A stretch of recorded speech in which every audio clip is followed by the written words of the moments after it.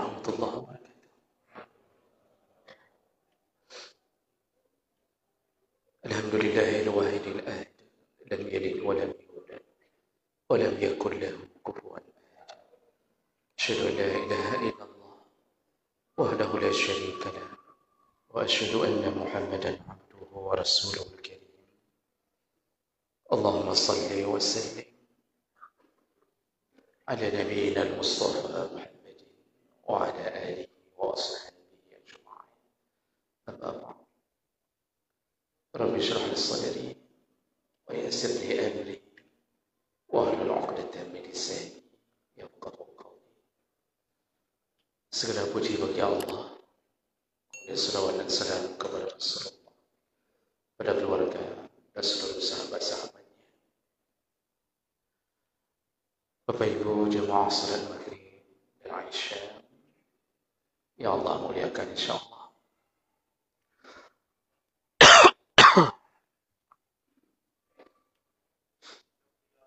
Di pertemuan yang lalu kita menyelami pembahasan kita tentang fadilah bulan Sya'ban, dan hari ini kita telah melewati 5 Sya'ban.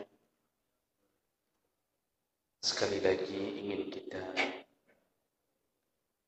ingatkan bahawa jangan sia-siakan Sya'ban berlalu begitu saja.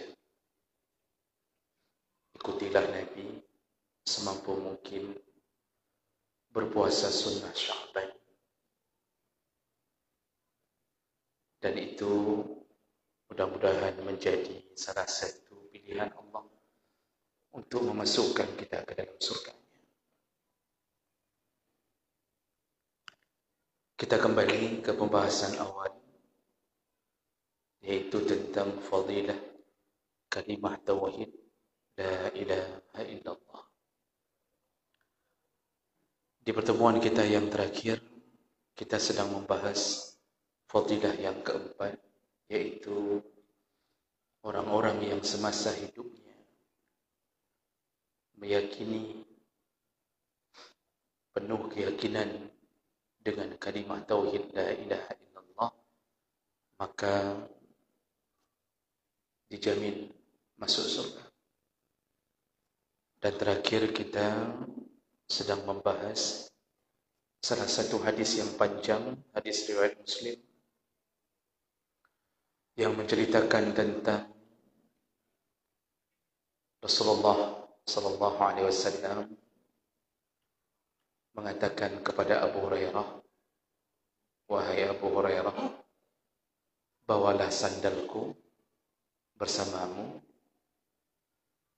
dan katakanlah kepada orang yang engkau temui pertama sekali setelah ini, bahwa barang siapa yang penuh dengan keyakinan pada kalimah la ilaha illallah, dijamin masuk surga."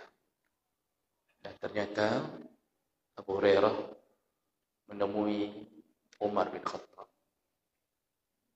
Lalu Abu Hurairah menyampaikan berita gembira dari Nabi. Kata Abu Hurairah, "Wahai Umar," kata Rasulullah, "berikanlah kabar gembira kepada orang yang pertama engkau temui dengan membawa sandalku ini, bahwa barang siapa yang yakin dengan kalimah la ilaha illallah, dijamin masuk surga." Langsung dipukul oleh Umar. Berita gembira, tapi dipukul oleh Umar. Ditunjuk, ditumbuk oleh Umar tepat di ulu hati Abu Hurairah. Abu Hurairah terkejut, terduduk dan terkejut. Lalu kemudian Abu Hurairah segera kembali ke Rasulullah mengadu, "Aku yang mengabarkan berita gembira darimu ya Rasulullah, dan sebagai bukti sandalmu ada di tanganku. Yang kutemui adalah Umar. Ternyata dia memukulku setelah kukabarkan berita itu." Lalu ditunggu, ternyata Umar pun datang menyusul Abu Hurairah, dan Rasulullah bertanya kepada Umar, kenapa engkau memukulnya? Apa jawaban Umar? Ya Rasulullah, dia mengatakan kepada aku bahwa engkau mengatakan yang yakin dengan kalimah itu, kalimah la ilaha illallah masuk surga. Maka aku pukul dia agar dia tidak sembarangan menyampaikan ini kepada orang lain. Lalu Rasulullah di ujung hadis mengatakan kepada Abu Hurairah, biarkanlah Umar, jangan kabarkan lagi pada yang lain. Nah, ini maksud Umar bukan melawan Rasulullah. Maksud Umar, jangan sampai umat ini terpaku hanya pada kalimah la ilaha illallah sehingga tidak beramal. Jadi Umar ini ingin mewanti-wanti jangan sampai umat tidak lagi beramal hanya mengandalkan kalimah la ilaha illallah. Tapi walaupun Umar bersikap begitu, yang kalimah itu tetap fungsinya seperti yang diinginkan Nabi. Tetap itu menjadi kunci untuk masuk surga. Dan tentu Rasulullah bukan ingin mengatakan jangan lagi beramal, karena Allah menyebutkan yang jatah surga alladzina amanu. Amanu itu termasuk la ilaha illallah di dalamnya, wa amilus salihat, lalu beramal saleh. Tapi intinya yang beramal saleh kalau tidak menyandarkan diri pada keyakinan akidah yang benar, tetap belum ada jaminan masuk surga. Tapi orang yang akidahnya benar, walaupun amalnya mungkin compang-camping, ada kemungkinan untuk masuk surga. Nah, itu inti daripada pembahasan kita yang lalu. Baik, kita lanjut fadilah yang kelima. Kalimah tauhid la ilaha illallah adalah kalimah yang menjadi pegangan Nabi untuk orang yang meyakininya agar dapat syafaat. Nabi baru bisa membela kita kalau di dalam hati kita ada kalimah itu. Jadi syarat untuk dapat syafaat Nabi adalah kalimah la ilaha illallah. Tidak ada kalimah itu, syafaat tidak bisa diberikan. Padahal hari itu kita membutuhkan syafaat. Bapak Ibu yang Allah muliakan, ini berdasarkan hadis ketika kematian Abu Talib,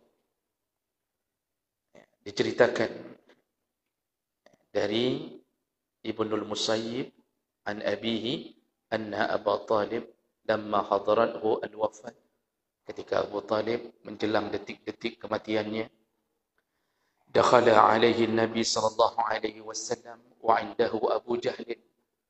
Nabi datang menjenguk pamannya, tapi ternyata ruangan itu telah dipenuhi oleh kaum kafir Quraisy. Di dalamnya ada Abu Jahal. Bahkan Abu Jahal menutup pintu, menghalangi Nabi jangan sampai mendekat ke Abu Talib. Ini pekerjaan Abu Jahal. Nabi dari pintu dia berteriak kepada pamannya, jadi tidak bisa mendekat. Sengaja dihalang-halangi oleh orang kafir. Faqal, Rasulullah berseru kepada Abu Talib dari pintu. Beliau mengatakan, ya ammi, qul la ilaha illallah, kalimatan uhajju laka biha indallah. Wahai paman, ucapkanlah la ilaha illallah. Dengan kalimah itulah aku bisa berhujjah untuk membelamu di hadapan Allah. Artinya, kalau tidak ada kalimah itu, seandainya engkau mati dalam kesyirikan, aku tidak bisa membela. Itu pesan Nabi kepada Abu Talib. Faqala Abu Jahlin wa Abdullah bin Umayyah, ya Abu Talib, targhabu an millati 'inda al-Muttalib, falam yazalu yukallimanihi. Lalu dirayulah oleh Abu Jahal, kemudian oleh Abdullah bin Umayyah, wahai Abu Talib, tegakah engkau meninggalkan agama nenek moyang kita?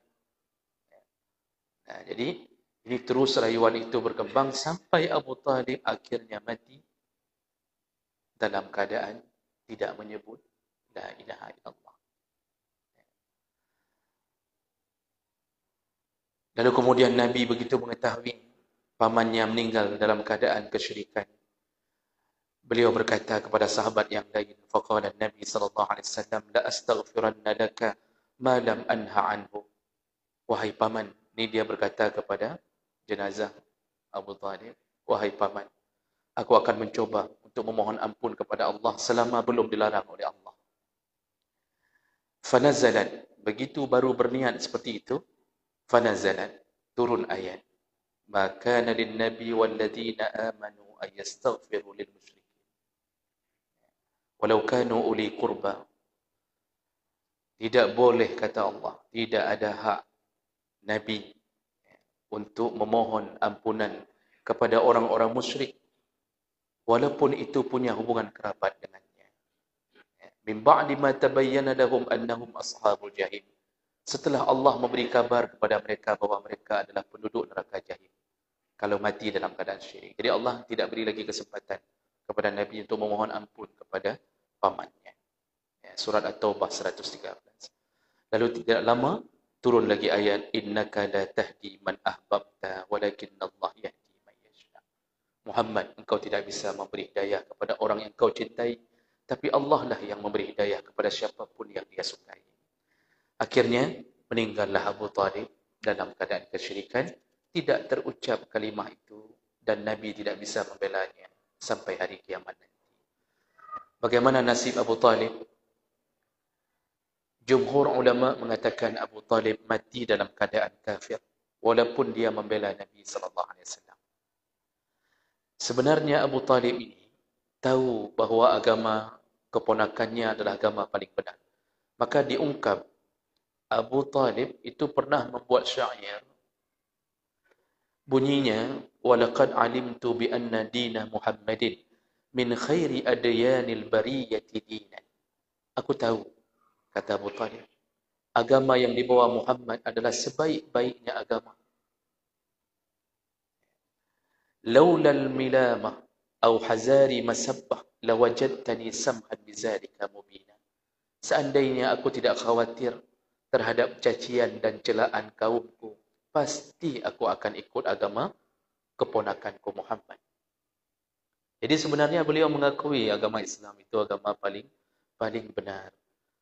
Namun karena gengsi menjadi pejabat di tengah kaumnya, sehingga rela dia tinggalkan kebenaran demi pujian dari kaumnya.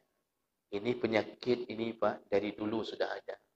Maka banyak pejabat hari ini tahu bahawa yang dia hina itu adalah agama yang benar. Tapi gengsi, karena ada backing, pembela-pembela yang menyuruhnya atau membayarnya, dia lakukan untuk menghina agamanya sendiri. Begitu kejadian berulang-ulang. Jadi kadang-kadang kita ini masuk neraka karena gengsi kita. Jadi kita tahu yang mana yang benar, tapi karena gengsi kita tolak kebenaran itu. Dan itu berulang-ulang dalam kapasitas kondisi apapun. Kebenaran bisa kalah dengan kebencian. Kebenaran kadang-kadang kalah dengan kebencian. Jadi faktor kebencian lebih utama. Kita tahu yang diucapkan itu benar. Tapi karena bencinya kita ke dia, lalu kita tidak mau mengakui kebenaran itu. Itu yang membuat kita kadang-kadang terjebak ke dalam jebakan-jebakan syaitan. Nah, jemaah maka Allah, begitu nasib Abu Talib. Dan Rasulullah sallallahu alaihi wasallam yang menyebutkan dari Ibnu Abbas anna Rasulullah sallallahu alaihi wasallam qala ahwanu ahli an-nar azaban Abu Talib. Kata Rasulullah, azab neraka yang paling ringan itu diberikan kepada Abu Talib. Jadi Allah masih menyediakan ruang kasih sayangnya, tapi tidak mengubah keputusannya. Abu Talib jatah neraka. tapi dia yang mendapatkan azab paling ringan. Dia sosok yang mendapatkan azab paling ringan di dalam neraka nanti. Apa dia? Yaitu wahuwa munta'idun bina'alain yaghli minhuma dimahuhu. Abu Talib nanti hanya dipakaikan sandal dari api neraka. Ketika setiap kali sandal itu dipakai, maka mendidihlah otaknya. Itu azab paling ringan dalam neraka. Sandal yang pakai kaki, yang mendidih otak. Kecuali kita taruh sandal di otak. Cocok. Ini kaki yang pakai, otak mendidih. Bayangkan dahsyatnya neraka.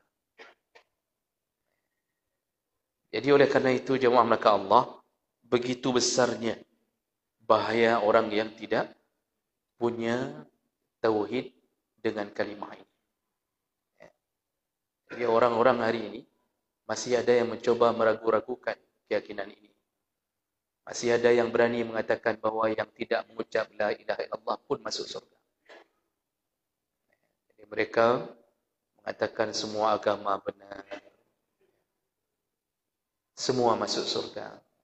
Namun dengan cara-cara yang berbeda.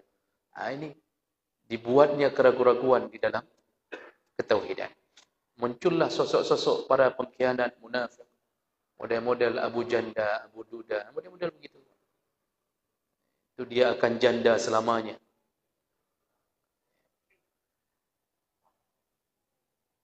Mudah-mudahan bukan dia menteri agama berikutnya.